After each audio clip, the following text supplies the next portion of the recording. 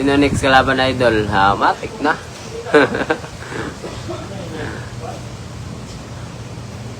Nagsimula sa later. Casimero ay iba, nag-iwan ng palaisipan sa kanyang susunod na kalaban. Muling nabulabog ang mga Pinoy boxing fans matapos magpakawala ng isang teaser ang dating 3-division world champion na si Janery Alcuadualas Casimero sa kanyang pinakabagong social media livestream sa gitna ng mainit na espekulasyon kung sino nga bang susunod niyang harapin sa lona. Direktang kinumpirma ni Casimero na meron na siyang nakatagdang kalaban, bagamat hindi pa opisyal na inilalabas ang pangalan ng boksingero.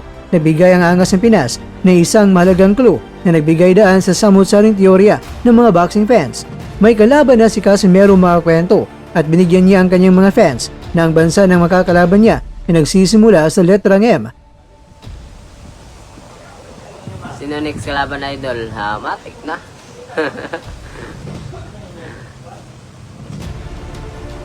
Nagsimula sa letter M. Letter M guys, letter M. Nagsimula sa letter M.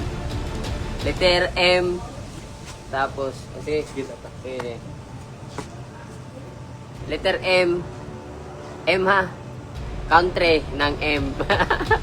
Letter M sa country niya. Ha? Pare, letter M pre sa country pre.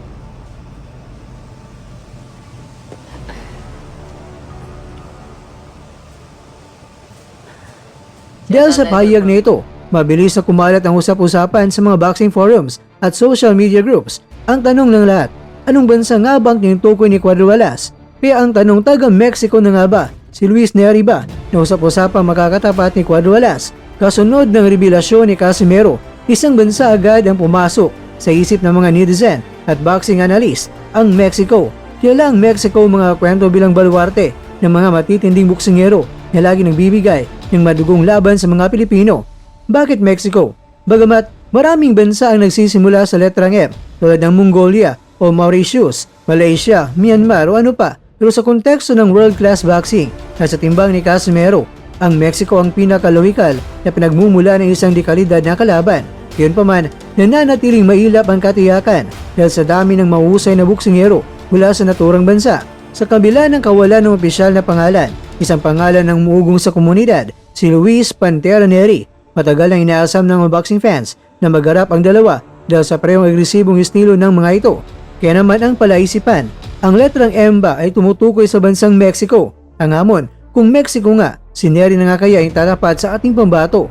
Sa ngayon mga kwento, nananatiling mapaglaro ang mga pahayag ni Casimero, ngunit isang bagay ang sigurado, sa oras na lumabas ang anunsyo, asahan ay yayanig ang buong dibisyon sa Super Bantamweight Division. Lugar nila. Ha? Kasi kapag pangalan kasi madali lang ano nyo no. Madali lang malaman kung pag bigyan natin ng clue ng ano, yung kalaban ng laban natin, di ba? Samatic yan. Kalaban natin ngayon, ang clue natin letter M. Yung simula na ano, post natin. Ganda ng pulo. Yung immortal na boss natin guys, lahat ng sinusuot ito ba? Ano man? Okay. Samantala mga kwento, pansamantalang nakahinga naman ng maluwag ang boxing superstar na si Gervonta Tank Davis matapos itong nakalaya sa kulungan nitong Huwebes sa oras Amerika. Ilang oras nang matapos ang kanyang pagka-aresto. Naugat ang pagkakakulong ng dating world champion sa mabigat na kasong battery o pambubugbog, false imprisonment at attempted kidnapping. At ayon sa ulat ng pulisya, ang warrant ay inisyu matapos ay isang insidente sa isang strip club noong nakarang Oktubre na kung saan sangkot ang kanyang dating karelasyon.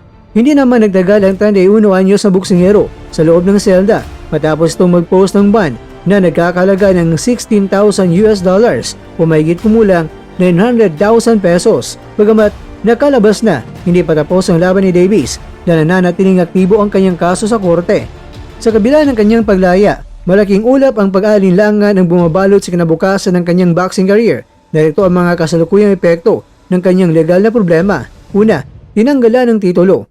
Nitong nakarang weekend lang, tinanggal na ng WBA si Davis sa kanyang lightweight world title at iniklarang champion in recess. Pangalawa, kansiladong laban ay nasa pagharap sana niya sa influencer turned boxer na si Jake Paul ay tuluyan nang nakansila at napalitan.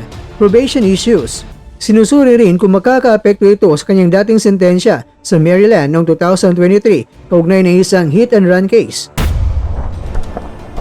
Mga kakwento, mananatili ba ang bangis si Tank sa lona? O ito na ba ang tuloy ang pagbagsak ng isa sa pinakamalaking bituin ng boxing? Hindi sa lona kundi sa loob ng kulungan na.